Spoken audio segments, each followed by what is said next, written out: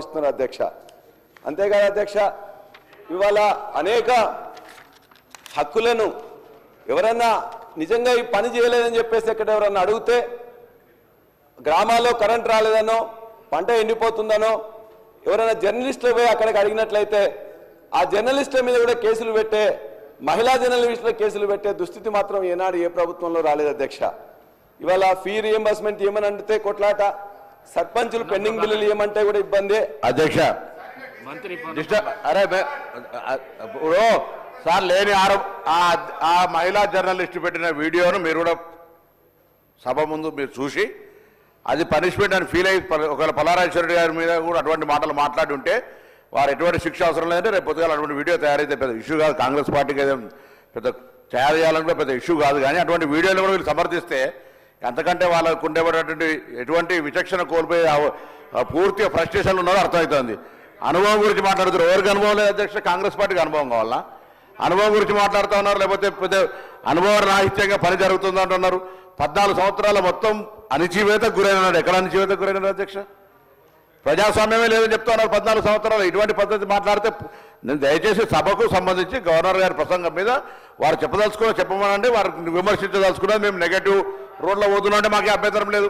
Government మేము 14 నెలల్లో మేము ప్రభుత్వం దిశ వేరుగా పోతా ఉన్నది, అవన్నీ మాట్లాడుకోండి. కానీ ఒక మహిళా మాకు జర్నలిస్ట్ అంటే గౌరవం ఉంది. జర్నలిస్టులకు కాంగ్రెస్ పార్టీకి సంబంధించి ఎన్నడూ కూడా మేము అట్లా సొంత పత్రికలు సొంత టీవీలు పెట్టుకోవాలని ప్రయత్నం ఎన్నడూ చేయలేము. మేము జర్నలిస్టుల మీద విశ్వాసం అనేది మంచి రాయాలి, చెడుగు రాయాలని. ఇక అంత పూర్తిగా భాష మరందరికీ ఒకసారి వీడియో చూస్తే ఆ భాషను ఎవరు వ్యక్తిగతంగా ఎవరి గురించి మాట్లాడుతున్నారు ఆ భాషను చూసినట్టయితే మేము సమర్థిస్తే సభ్యులు ఆ జర్నలిస్టుకి మద్దతుగా మాట్లాడినటువంటి మాట ఉపసంహరించుకోమని చెప్పి కోరుతాను. ఈ సందర్భంగా అన్నా ధన్యవాదాలన్నా, మీరు ఒక వారికి సింపతి ఉన్నందుకు. నేను అడిగేది ఏంటంటే అన్న, వారు మాట్లాడింది కాదు, వారు ఎక్కడైతే వారి యొక్క కొన్ని రికార్డ్ చేసి వాళ్ళు చేసినవన్నీ కూడా ప్రజల యొక్క భావాలుగా వచ్చినాయి. ఒకవేళ వాళ్ళు మహిళలు కాబట్టి నా రిక్వెస్ట్ ఏంటంటే అధ్యక్ష, ఇద్దరు మహిళా జర్నలిస్టులని టెర్రరిస్టులు చేసింది కాబట్టి ఆ రేవతి తన్వి యాదవ్ మీద కొద్దిగంత సానుకూలంగా మీరు దయచేసి ఆలోచించి వాళ్ళని విడుదల చేయాలని కోరుతున్నాం. అదేవిధంగా ఇది ఒక పాలసీ ఉందని చెప్పేసి అనుకుంటే పాలసీ మాత్రం వాళ్ళ యొక్క మీరు చూడండి అధ్యక్ష ఎట్లా ఉన్నాయి వాళ్ళ ఫోటోలు.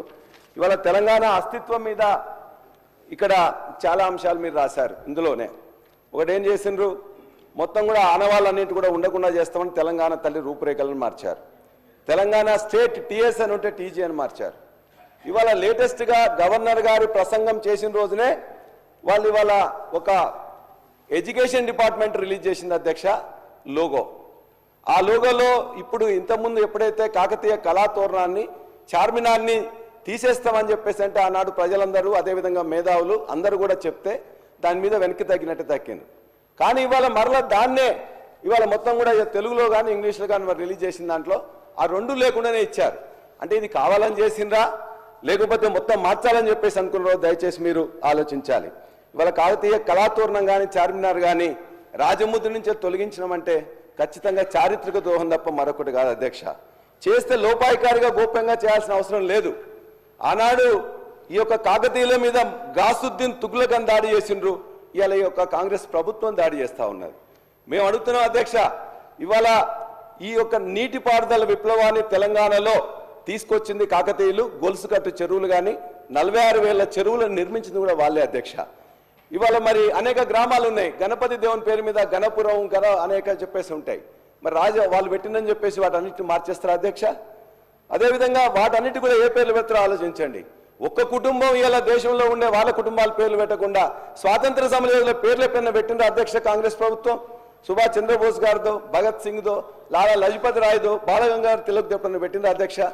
ఇవాళ కాకతీయుల యొక్క గొప్పతనం మీరు చూసినట్లయితే మా ప్రాంతంలో ఉండే మహిళా సోదరులు ఇద్దరు కూడా మంత్రులుగా ఆయన మా వరంగల్ జిల్లా నుంచేలి.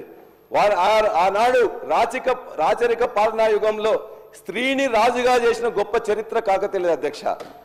అబలయని దేశమును కబలింప తలబడిన పరరాజులకు స్త్రీల బలశక్తినే చూపి రాజ్యతంత్రము నడిపరా తెలంగాణ రాణి రుద్రమదేవిరా అని చెప్పి ఆనాటి రుద్రమదేవి యొక్క గొప్పతనాన్ని మనం చాటుకున్నాం అధ్యక్ష. మరి అంతేకాదు ఇవాళ అందశ్రీ గారు రాసిన రాష్ట్ర గీతంలో కూడా అనేక మార్పులు చేయాల్సి వస్తుంది. మీరు ఒకవేళ ఇదే అనుకుంటే అందశ్రీ గారు మా జనగామ నియోజకవర్గం రేపర్తి గ్రామ వాసి. వారి యొక్క పాట అనేది తెలంగాణ ఉద్యమంలో ప్రతి నోట ప్రతి నాలుక మీద కూడా మొత్తం కూడా నాట్యం ఆడింది అధ్యక్ష. ఆయన కూడా రాసిండు, పోతున్నది పురిటిగడ్డ రుద్రమది వీరగడ్డ, గండర గండెడు కొమరం భీముడే నీ బిడ్డ, కాకతీయ కళాప్రభల కాంతిరేక రామప్ప, గోలుకొండ నవాబుల గొప్ప వెలుగే చార్మినార్. మరి ఆయన కూడా రాసిండు చార్మినార్ గొప్పతనం, అదేవిధంగా కాకతీయుల గొప్పతనం, కళాతోరణం గురించి. మరి ఆయన రాసినందుకు అందశ్రీ యొక్క రాసిన